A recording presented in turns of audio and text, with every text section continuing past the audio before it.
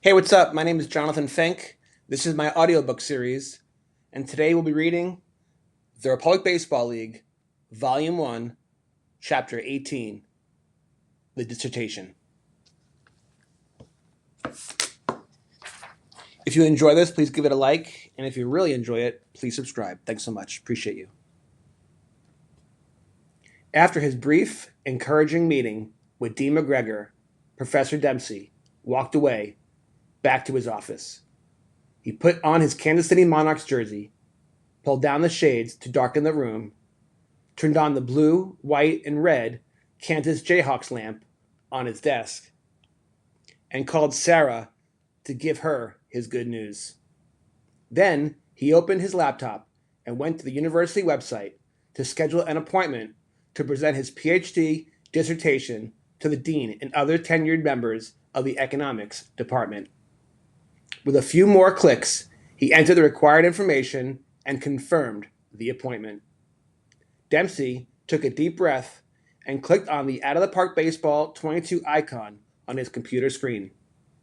After the software loaded, he clicked Create a New League and then selected the option to customize your league. He recreated the class project Baseball Simulation League with a few adjustments. The minimum wage was set at $35,000 per year for baseball players. The scheduling algorithm was also tweaked to ensure that teams would only play teams from within their own division. Divisions were also expanded from 17 to 30 teams. The league was formed with 120 teams from Major League Baseball's minor league affiliate system. Team rosters were liquidated, and all the baseball players and coaches became free agents, a critical element of Dempsey's free market approach to baseball economics. Dempsey clicked the simulation button and watched with excitement as the computer algorithms worked their magic. Dempsey felt like a young boy on Christmas morning as he looked over all the data produced during the first year of the simulation. He had seen the software program do this hundreds of times before, but this time it was different. This was his new league in action, with updated rules and protocol setting the table for his PhD thesis and dissertation. He watched excitedly as the software, with lightning speed, began to run through each of the 5 seasons of seasonal play Dempsey had programmed it to do. Dempsey took a break from his computer, left his office, and headed to the cafe. Deep in thought while sipping hot coffee, he realized that all of the many hours he spent on the 3rd floor of the university library researching baseball economic history was time well spent. So much of the material he accumulated would find its way into his thesis. Dempsey returned to his office and reviewed the volume of data produced from the simulation. Dempsey devoted the next few days analyzing the data more carefully in greater detail. At the end of the first fiscal year, many teams in the simulation earned a profit. Now, with more cash to spend and better predictability about the future revenue streams in areas such as media rights, season tickets, and merchandise sales, the teams around the league began to offer higher salaries and larger contracts, which attracted Major League Baseball veteran players. Carlos Rondon, Jake Arrieta, Wade Miley, and Brandon Belt were the well-known baseball players who joined a Republic Baseball League Division I team for the 2022 season. Division II had even more Major League Baseball veterans join teams, including Alex Cobb, Michael A. Taylor, Marwin Gonzalez, Josh Harrison, Matt Carpenter, Matt Harvey, Starlin Castro, and Jonathan Villar. Familiar MLB names that joined RBL Division III teams included Matt Wieters, Edison Volquez, Dexter Fowler, Seth Lugo, and Adam Eaton. Even Division IV teams were able to sign veteran MLB players such as Josh Reddick and D. Strange Gordon. As Dempsey expected, team rate payrolls increased dramatically from 2021 to 2022, but so did team revenues. More Republic Baseball League teams earned an annual profit in 2022, and by the end of 2023, Every team in the league was profitable. The profits were not just enjoyed by the team owners. The baseball players benefited as well. The average player salary in 2023 was $120,000. Many of these baseball players were playing in the former MLB minor leagues, earning at most $15,000 per season. According to the feedback reported by the Out of the Park Baseball software, the fans were also sharing in the success of the Republic Baseball League. Attendance around the league was robust, and most teams consistently played in front of large crowds. The fans enjoyed higher quality baseball on the field each season, while ticket sales remained low and extremely affordable for a typical family of four to attend a game. The promotion and relegation system also proved to be critical to the league's success, as even teams way down in the division standings still had a reason to fight hard until the end of the season.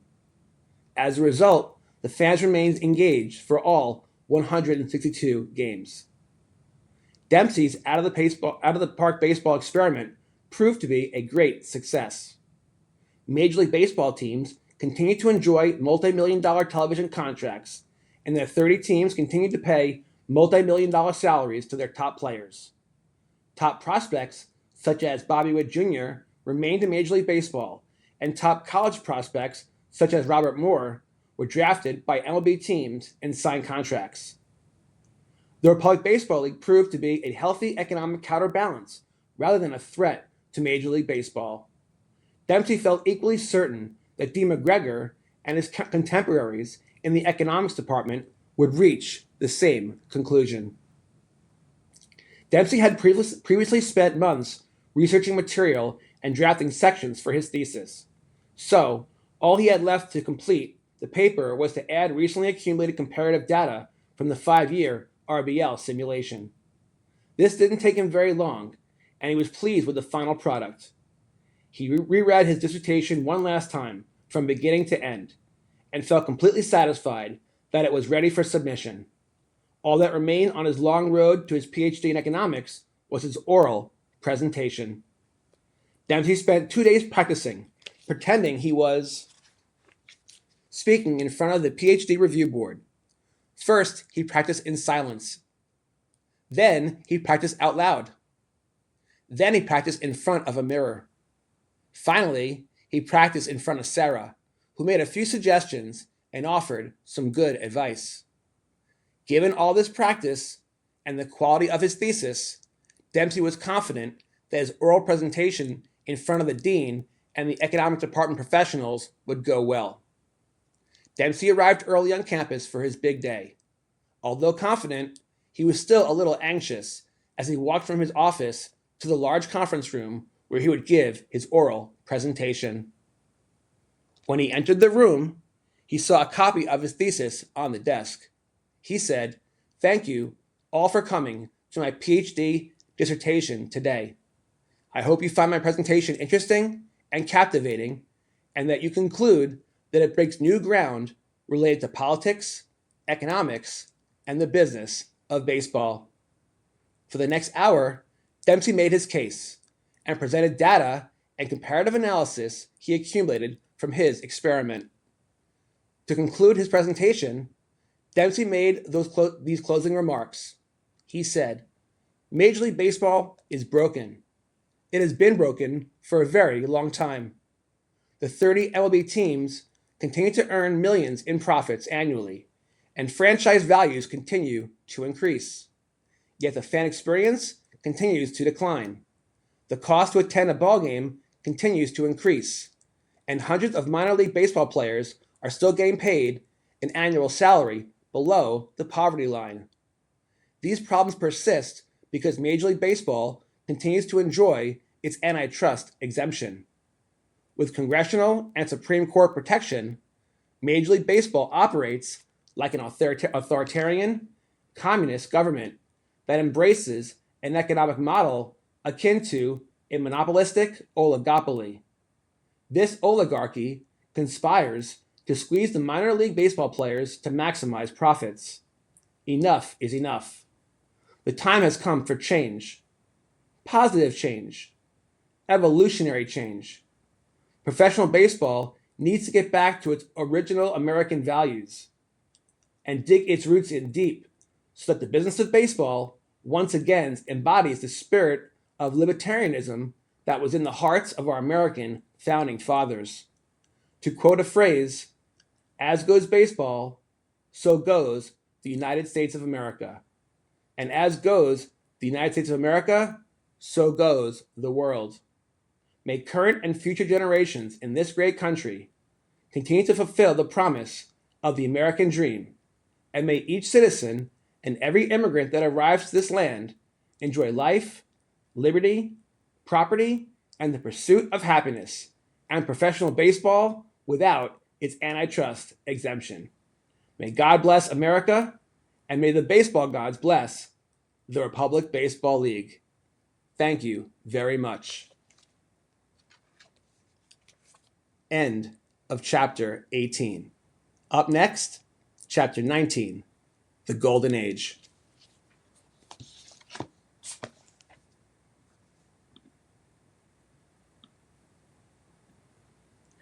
I hope you really enjoyed this chapter. Thank you so much for the support.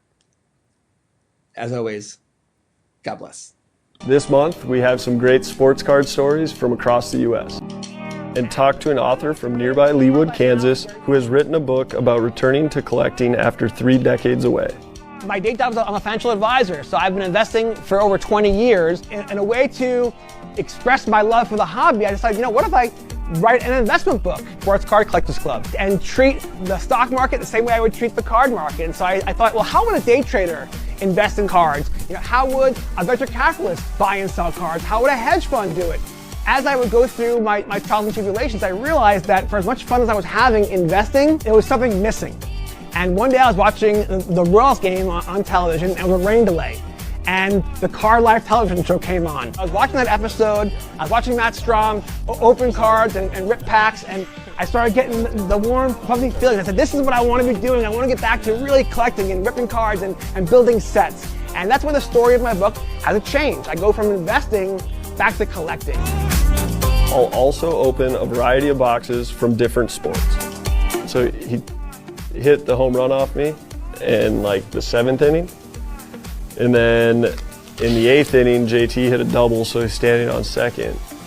And Mason Wynn asked him, he's like, hey JT, he's like, I heard Strom collects cards of guys that take him deep. He's like, does that mean he's gonna send me over a couple cards to sign tomorrow?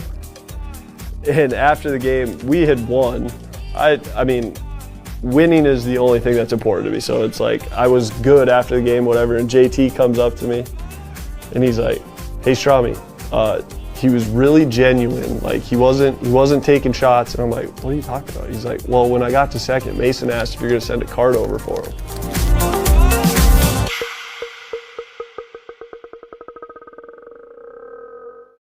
I'm just looking around my basement here, just walls covered with concert posters and toys, and just like, I have no intention of selling these things. I collect because I want to show off the things I love and do it in fun ways. And it just never crossed my mind that, hey, I'm going to go buy this thing just so I can resell it. Like that to me isn't a pure collector mentality. And obviously things change and times change. And, in order for things to survive right now, you have to have that sort of chase for something valuable. Yeah, it needs to be a circus. You know what? The truth is, I actually watched the live stream on eBay Live with Ken Golden and Logan Paul. They ripped a box of 86 Flair and a box of Series 1 Pokemon. And you know what? It was very entertaining. They're both polarizing characters. I thought it was entertaining. But you know what? After every pull, they immediately are showing the value.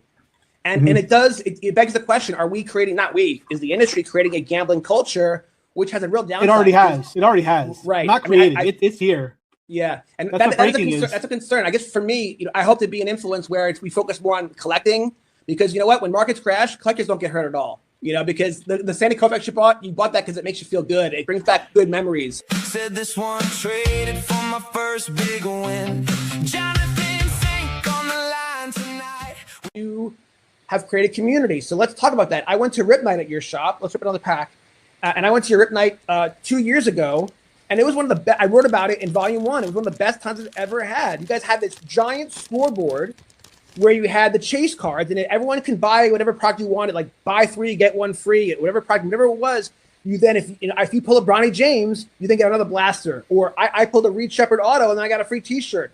And I sat around the table with strangers and had the best time ever. So let's talk about how important community is. And what you guys do is provide an anchor for community in our town. How important that is. Yeah, definitely. You know, like you said, one of our taglines, we say we'll make an offer on anything, but like you said, I mean, we got to pay what it's worth, and so if it's junk wax, it's going to be junk wax prices, which unfortunately, you know, a lot of people end up thinking that their 87 Topps Barry Bonds is going to be a couple $100 or it's something. worth nothing, people.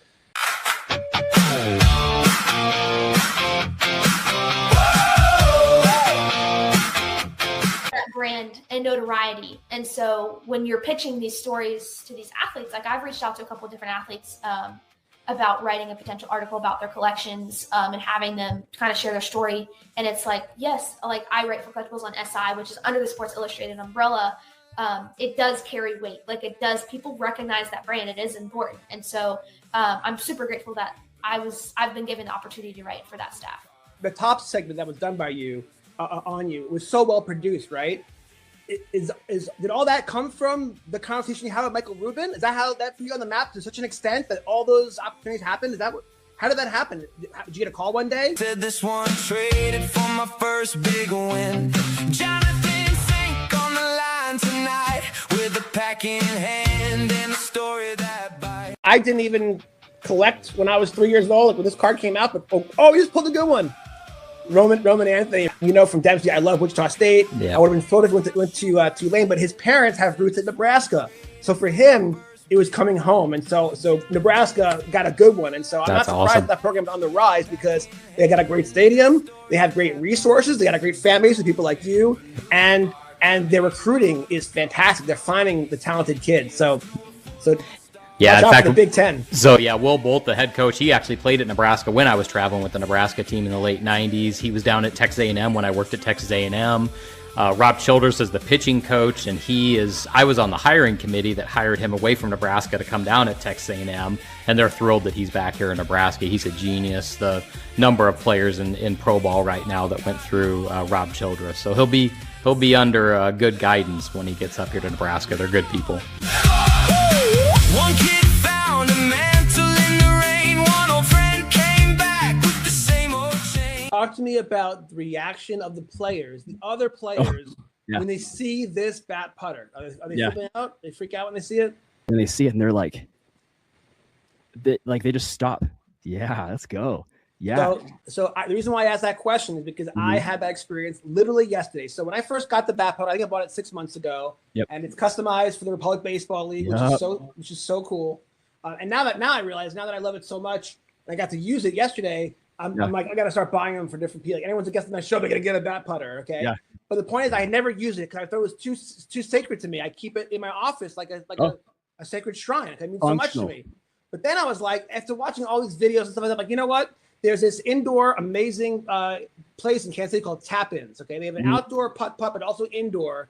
And depending on the weather, the whole thing, it's an amazing atrium, and it's become a successful business. Yeah. And I was like, you know what? That's a perfect. It was a hot day. I'm like, it's a perfect thing to do. So my buddy Paul Greenwood, who I featured in my first book, we went and played around. And when I showed up with this bat putter, people were freaking out. They were literally losing their minds, and that's when I realized. So then, and then, by the way, it was a Sunday, middle of the day, hot as heck. I want to see how it gets made, but you probably do actually. I want to see if there's quality control testers there. But you know, attention! If anyone at the Tops is watching, Grip and Rip we want to get invited to a tour at a factory. The two of us. I told them I would work for free. Right. I would work absolutely free. I want to see how their stuff's made. Yeah, I'm curious. But like collation is like I'm sure there's a bunch of engineers that sit around and design. Got some breaking news for you. Yeah. Slab just texted me. No way. What do you say? The Looks like this is the first year to hear it. Who is that? Right. Let me see here. Breaking news. Grip and Rip. Breaking news. Oh, U.S. agent. Okay, so I just got told that the finest mega boxes are going to be really, really, really good. Oh, interesting. 1.6 numbered cards a box. So you're guaranteed one numbered card with a 60% chance to pull a second numbered card. Wow, And interesting. autos are 1 in 3. Whoa. So do you think that Topps decided to go big because this is their first year with Topps Finest in retail? I'm going to say yes. Yes. Right? Because I do think so. You usually get so upset with the delayed numbers, that they're delaying them. Or maybe, by the way, I don't know if it's a conspiracy that the odds are coming out later. I just think that maybe they're just not as efficient as they used to be. You might have watched this game back I'm when, sure I did. Currently, it's Derek only Coleman. Yeah, he was on my fantasy team for sure. pretty crazy to think, in the future you would be able to collect that moment that you watched. Right.